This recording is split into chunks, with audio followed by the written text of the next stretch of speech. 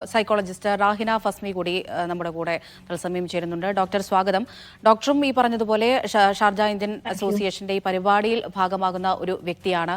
ഒരുപാട് പേർ ഇത്തരത്തിലുള്ള പരാതികളുമായി വരുന്നുണ്ട് എന്ന് തന്നെയാണ് മനസ്സിലാക്കുന്നതും. എങ്ങനെയാണ് ഡോക്ടർ ഈ പ്രശ്നം നമുക്ക് എത്രത്തോളം പരിഹരിക്കാൻ കഴിയും ഇത്തരത്തിലുള്ള ബോധവൽക്കരണത്തിലൂടെ, പരിപാടികളിലൂടെ? ഇപ്പൊ നേരത്തെ നിസാർ സാർ പറഞ്ഞ പോലെ നമ്മൾ ഇന്ത്യൻ അസോസിയേഷന്റെ അണ്ടറിൽ ഒരുപാട് സർവീസസ് നടത്തുന്നുണ്ട്. അപ്പം അതേപോലെയുള്ള ഒരു ഇനീഷ്യേറ്റീവ് ആണ് നമ്മൾ റൈസ് എന്ന് പറഞ്ഞ് നടത്തിയിട്ടുള്ളത്. കാരണം നമ്മുടെ ചുറ്റിലും ഒത്തിരി ആൾക്കാർ സഫർ ചെയ്ത് ജീവിക്കുന്ന ആൾക്കാരുണ്ട്. എസ്പെഷ്യലി റിലേഷൻഷിപ്പിൽ ഭയങ്കര ശ്വാസം മുട്ടിയിട്ട് ജീവിക്കുന്ന ആൾക്കാരുണ്ട്. അപ്പൊ അവർക്ക് ഒരു പേടിയില്ലാണ്ട്, ഒട്ടും പേടിയില്ലാണ്ട് അവരുടെ കാര്യങ്ങൾ തുറന്നു പറയാൻ ഒരു ഇടം ക്രിയേറ്റ് ചെയ്യുക എന്നുള്ളതാണ് നമ്മൾ അസോസിയേഷൻ ചെയ്യുന്നത്. അവർക്ക് തുറന്ന് പറയാനുള്ള ഒരു സ്പേസ് ക്രിയേറ്റ് ചെയ്യുന്നതിലൂടെ നമുക്ക് അവർക്ക് കൊടുക്കാൻ പറ്റുന്ന സപ്പോർട്ട് നമ്മൾ കൊടുക്കും എന്നുള്ളതാണ്. ഇപ്പൊ ഇന്നൊക്കെ ഞാൻ കണ്ട ക്ലയന്റിനെ സംബന്ധിച്ചിടത്തോളം അവര് ഒരുപാട് വർഷം അവരുടെ എല്ലാ ഫ്രണ്ട്ഷിപ്പ് റിലേഷൻഷിപ്പിൽ നിന്ന് പുറത്തു വരുന്നതിന് പകരം വോൾ അവർ യൂസ് ചെയ്യുന്നത് അത് സഫർ ചെയ്യുക, അവർക്ക് പുറത്തോട്ട് വന്നു കഴിഞ്ഞാൽ നമ്മൾ ഹെൽപ്പ് ചെയ്യാൻ ഇവിടെ ആളുണ്ട് എന്നുള്ള ഒരു കാര്യം പറഞ്ഞു കൊടുക്കാനുള്ള അവയർനെസ് പ്രോഗ്രാംസ് അത്രത്തോളം അത് ഇമ്പോർട്ടന്റ് ആണ്. അതാണ് ഇപ്പൊ നമ്മൾ അസോസിയേഷന്റെ അണ്ടറിൽ ചെയ്യുന്നത് എന്നുള്ളത്. കാരണം പലപ്പോഴും നമുക്ക് മനസ്സിലായിട്ടുള്ള ഒരു കാര്യം, നമ്മൾ ഒരുപാട് പ്രശ്നങ്ങളുടെ ഉള്ളിൽ നിൽക്കുന്ന സമയത്ത് നമ്മൾ ലോജിക്കലി തിങ്ക് ചെയ്യുന്നില്ല, ഇമോഷണലി ആണ് ചിന്തിക്കുന്നത്. അപ്പൊ അതുകൊണ്ട് തന്നെ അവർക്ക് അവരുടെ മുന്നിൽ നമ്മളൊരു ഹോപ്പിന്റെ വാതിൽ തുറന്നു കൊടുത്താലും അവർക്ക് കാണാൻ പറ്റുന്നില്ല എന്നുള്ളതാണ്. അപ്പൊ അത് കാണിച്ചു കൊടുക്കാനുള്ള ഒരു സപ്പോർട്ട് ഈ ഗൈഡൻസിലൂടെയും ഈ അവയർനെസ് പ്രോഗ്രാമിലൂടെയും നമുക്ക് ചെയ്യാൻ സാധിക്കും എന്നുള്ളത് തന്നെയാണ് നമ്മളുടെയൊക്കെ വിശ്വാസം. കാരണം നമ്മളിപ്പോ ഈ അടുത്തൊക്കെ ആയിട്ട് കണ്ടു ഒരുപാട് ജീവിതങ്ങളിൽ ജീവിച്ചു തീരുന്നതിന്റെ മുന്നേ തന്നെ അവസാനിക്കുന്ന ഒരു കണ്ടീഷനാണ്. അപ്പൊ അങ്ങനെ സംഭവിക്കാണ്ട് അവരുടെ പ്രശ്നങ്ങൾ അതേ ഡെപ്തോട് കൂടി മനസ്സിലാക്കാൻ പറ്റുന്ന, അവരുടെ ഇമോഷൻസ് വാലിഡേറ്റ് ചെയ്യാൻ പറ്റുന്ന ആൾക്കാർ ഇവിടെ ഉണ്ട്, അവരെ കേൾക്കാൻ വില്ലിങ് ആയിട്ടുള്ള ആൾക്കാരുണ്ട്, അവർക്ക് സപ്പോർട്ട് കൊടുക്കാൻ പറ്റുന്ന ആൾക്കാരുണ്ട് എന്നുള്ള ഒരു അവയർനെസ് ക്രിയേറ്റ് ചെയ്യുക എന്നുള്ളതാണ് നമ്മൾ ഇതിലൂടെ ഉദ്ദേശിക്കുന്നത്.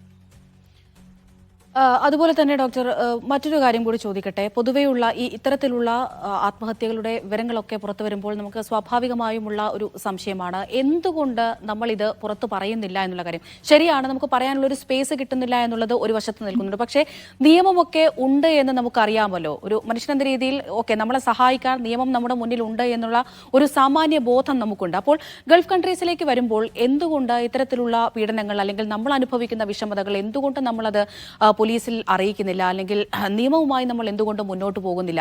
നേരത്തെയൊക്കെ നമ്മൾ സോഷ്യൽ മീഡിയയിലൊക്കെ കാണുന്നുണ്ട്, നമുക്ക് പലതരത്തിലുള്ള പ്രശ്നങ്ങളുണ്ടാകാം. ഈ സൂചിപ്പിച്ചതുപോലെ ഭർത്താവിന്റെ ഡിപ്പെൻഡന്റ് വിസയിലൊക്കെ ആയിരിക്കും വരുന്നത്. അപ്പോൾ അദ്ദേഹത്തിന് എന്തെങ്കിലും സംഭവിച്ചാൽ അല്ലെങ്കിൽ അയാൾ കേസുമായി മുന്നോട്ട് പോയാൽ നമ്മുടെ നിലനിൽപ്പ് എന്താവുമെന്നുള്ള പ്രശ്നങ്ങൾ, അത്തരത്തിലുള്ള ആശങ്കകൾ തന്നെയാണോ കാരണം?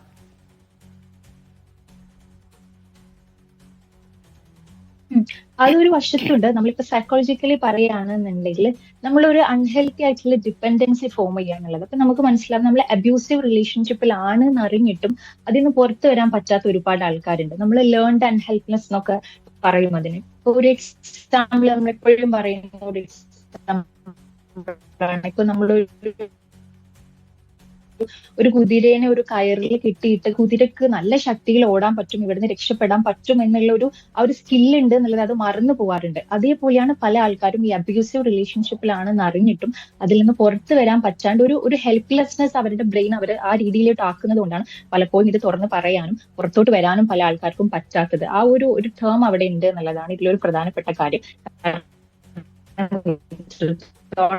ഹെൽപ്പ് ചെയ്യാനുള്ള ഒരുപാട് ചാനൽസ് ഉണ്ടായിട്ടും സ്ത്രീകളും പുരുഷന്മാരും ഒരുപോലെ ഫേസ് ചെയ്യുന്ന ഇഷ്യൂസ്, അവരിത് പുറത്ത് പറയാൻ തയ്യാറാവാത്തത് ഈ ഒരു കണ്ടീഷൻ കാരണമാണ് മേജറായിട്ട് സംഭവിക്കുന്നത്. ആക്ച്വലി അബ്യൂസീവ് റിലേഷൻഷിപ്പിലാണെന്ന് അറിഞ്ഞിട്ടും അതിൽ നിന്ന് അവർക്ക് പുറത്തു വരാൻ പറ്റാത്തത് ഒരു ഹെൽപ്ലെസ്നെസ് അവരുടെ ഉള്ളിൽ ക്രിയേറ്റ് ചെയ്യപ്പെടുന്നത് കൊണ്ടാണ്. ഒരുപാട് വർഷം ഈ അബ്യൂസീവ് റിലേഷൻഷിപ്പിൽ നിൽക്കുന്നതിനെ കൊണ്ട്. ഡോക്ടർ റാഹിന, ഒരു കാര്യം കൂടി ചോദിക്കട്ടെ. താങ്കൾ സൈക്കോളജിസ്റ്റ് ആണല്ലോ. അപ്പോൾ ഈ വാർത്തകൾ നമ്മൾ കഴിഞ്ഞ കുറച്ച് വർഷങ്ങൾ നോക്കുകയാണെങ്കിൽ ഇത്തരത്തിലുള്ള വാർത്തകൾ, ഒരു വാർത്ത റിപ്പോർട്ട് ചെയ്യുന്നു, അതിന് പിന്നാലെ 2-3 വാർത്തകൾ ആ ഒരാഴ്ചയിൽ അല്ലെങ്കിൽ ആ ഒരു മാസത്തിൽ തന്നെ നമ്മൾ അതേ വാർത്തകൾ കാണുന്നു, അല്ലെങ്കിൽ അതേ രീതിയിലുള്ള മരണങ്ങൾ, അതേ രീതിയിലുള്ള ആത്മഹത്യകൾ റിപ്പോർട്ട് ചെയ്യുന്നു. ഇതിനെന്തെങ്കിലും ഒരു മെന്റൽ കണക്ഷൻ, ഈ വെർദർ എഫക്റ്റ് പോലെയൊക്കെ അതൊക്കെ വായിക്കുകയുണ്ടായി സോഷ്യൽ മീഡിയയിലൊക്കെ, എന്തെങ്കിലും ഒരു കണക്ഷൻ ഉണ്ടോ?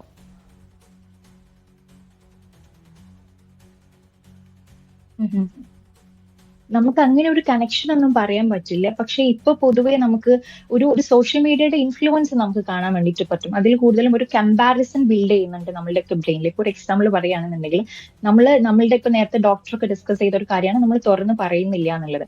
നമ്മൾ തുറന്ന് പറയുന്നില്ല, അതോടൊപ്പം തന്നെ ത്രൂ സോഷ്യൽ മീഡിയാസ് നമ്മൾ ബാക്കിയുള്ള എല്ലാവരുടെയും പേഴ്സണൽ ലൈഫിലെ നല്ല കാര്യങ്ങളെ കുറിച്ച് നമ്മൾ അവെയർ ത്രൂ സ്റ്റോറീസും കാര്യങ്ങളൊക്കെ ആയിട്ട്.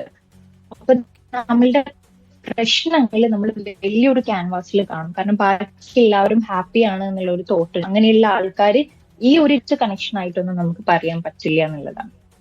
ഓക്കെ, വളരെയധികം നന്ദി ശ്രീമതി ജിനു സുരേഷ്, റാഹിന ഫസ്മി പ്രതികരിച്ചതിന്, ഇത്രയധികം കാര്യങ്ങൾ മീഡിയ വന്റെ പ്രേക്ഷകരുമായി പങ്കുവച്ചതിന്.